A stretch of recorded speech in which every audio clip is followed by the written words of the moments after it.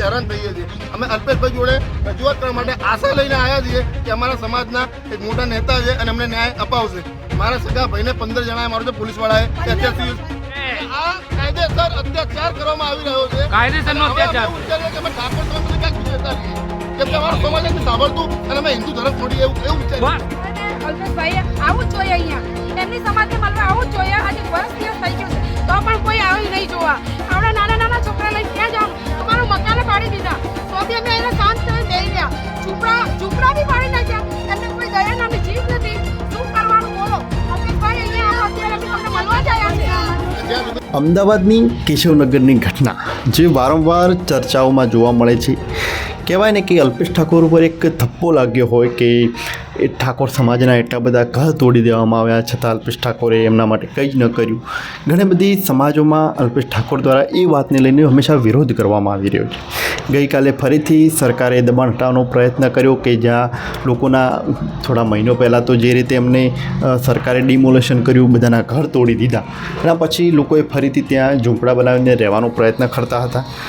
ત્યાં બ્રિજ છે જે મેટ્રોનો, એની નીચે પણ તેઓ રહી રહ્યા છે। તો એ રીતે જ્યારે તેઓ રહેતા હતા ફરીથી કાલે પોલીસ દ્વારા એનું હટાવવાનો પ્રયત્ન કર્યો તો ફરીથી ત્યાંના સ્થાનિકો એક રોષની સાથે અલ્પેશ ઠાકોર જ્યાં રહે છે રાણીપમાં, તેમના ઘરે જઈને તેમને ધામા નાખી દીધા અને અલ્પેશ ઠાકોર ઉપર પ્રયત્ન કર્યા કે અલ્પેશ ઠાકોર મારી મદદ કરે। જોકે એક પ્રકારે આમાં કોઈની ભૂલ ન કહી શકાય, કેમ કે અલ્પેશ ઠાકોરે ખરેખર તો એમાં રાણીપનો આખા મુદ્દા ઉપર એમને ચોક્કસ પ્રમાણે એમને વાત કરી હતી, ક્યાંક વળતર માટેની વાત કરી હતી, નવી જગ્યા ઉપર શિફ્ટ થવાની એમને આખી વાત કરી હતી, સમાજને સમજાવ્યો હતો કહેવાનો મતલબ, પણ તો એ લોકો સમજવા તૈયાર નથી।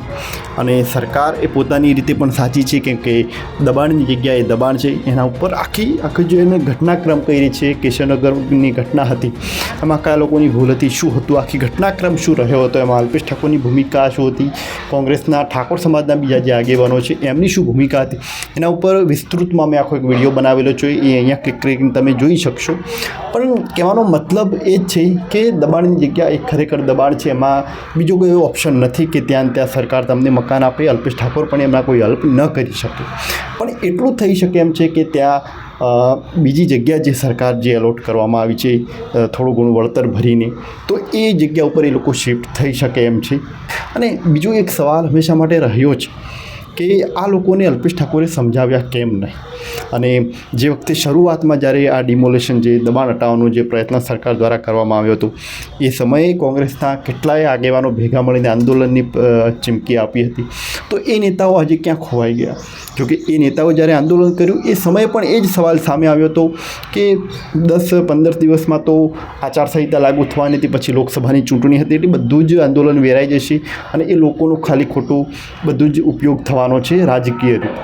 અને એ જ વાત સાચી પણ પડી। આજે એ જ કોંગ્રેસના આગેવાનો ક્યાંય જોવા નથી મળતા। ઠાકોર સમાજના એ બધા જે આગેવાનો હતા કે એ સમયે જે વિરોધ કરતા હતા કે અમે સરકાર સામે કરીશું, આમ કરીશું, તેમ કરીશું, એનું આજે કોઈ જ નામ નથી લેવામાં આવ્યું। એટલે ક્યાંક ને ક્યાંક છેલ્લે લોકોને પણ હજી સુધી અલ્પેશ ઠાકોર ઉપર ભરોસો છે કે અલ્પેશ ઠાકોરે અહીંયા આવવું જોઈએ, બધું થોડીક મદદ કરવી જોઈએ।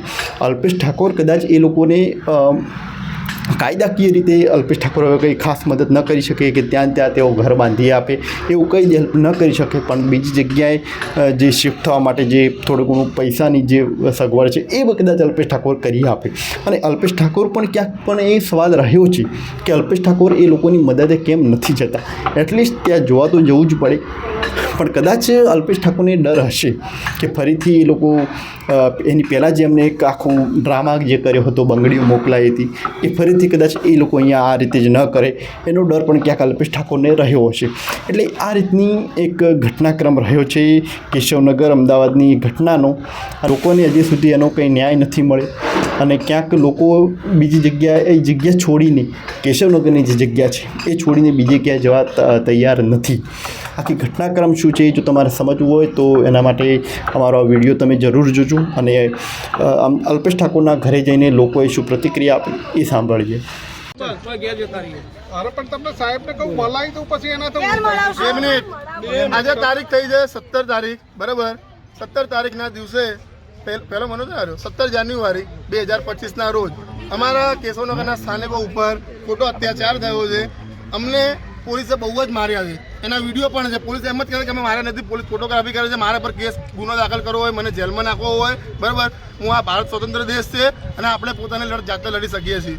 બીજી વાત એ કે અમે 1 વર્ષથી હેરાન થઈએ છીએ. આ બધી બહેનો દીકરીઓ વોશરૂમ નહીં જઈ શકતી, કોઈને ડિલિવરી આવી જાય. ટોટલ અત્યાર સુધી 27 લોકો મરી ગયા છે. અમુક ઠંડીના કારણે મર્યા છે, અમુક મચ્છર કરવાના કારણે મર્યા છે અને અમે બહુ જ હેરાન થઈએ છીએ. અમે અલ્પેશભાઈ જોડે રજૂઆત કરવા માટે આશા લઈને આવ્યા છીએ કે અમારા સમાજના એક મોટા નેતા છે અને અમને ન્યાય અપાવશે.